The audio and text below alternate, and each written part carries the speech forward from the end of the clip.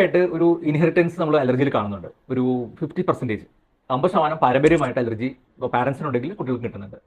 അതിനപ്പുറം ബാക്കി 50% അലർജി ഇല്ലെങ്കിലും ഒരു പ്രായം വരെ കുട്ടികളിൽ അലർജി കാണാറുണ്ട്.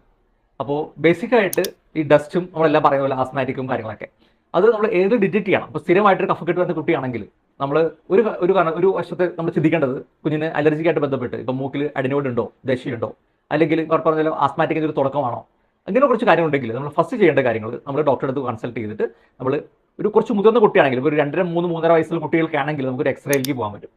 അതല്ലെങ്കിൽ ഒരു നാഷണൽ എൻഡോസ്കോപ്പ് ചെയ്തിട്ട് നമുക്ക് മൂക്കിൽ ദശയുണ്ടെന്നുള്ള കാര്യം നമുക്ക് ഐഡന്റിഫൈ ചെയ്യാൻ പറ്റും. നമ്മൾ കുട്ടികളിൽ തീരെ മാലറിഷ്ടമുള്ള കുട്ടികളാണ്. നമ്മൾ ശ്രദ്ധിക്കേണ്ട കാര്യങ്ങൾ, ഇപ്പോൾ ഭക്ഷണം കൊടുക്കുമ്പോഴേ ചിലപ്പോൾ തുപ്പി കളയും, കുഞ്ഞിന് വിശപ്പ് തീരെ ഉണ്ടാവത്തില്ല. അപ്പോൾ നമ്മൾ തീർച്ചയായിട്ടും അത് വിശപ്പ് ഇല്ലാത്തതിനുള്ള കാരണം എന്താണെന്ന് നമ്മൾ കണ്ടുപിടിക്കണം. അപ്പോൾ എന്തുകൊണ്ട് ഈ വിശപ്പ് കുഞ്ഞിന് ഇല്ല നമ്മൾ അന്വേഷിച്ച് നോക്കാം. ആ ഒരു പക്ഷേ വായിൽ നമ്മുടെ ടേസ്റ്റ് ബഡ്സ് നല്ലതായിട്ട് ഡെവലപ്പ് ആയിട്ടുണ്ടാവില്ല.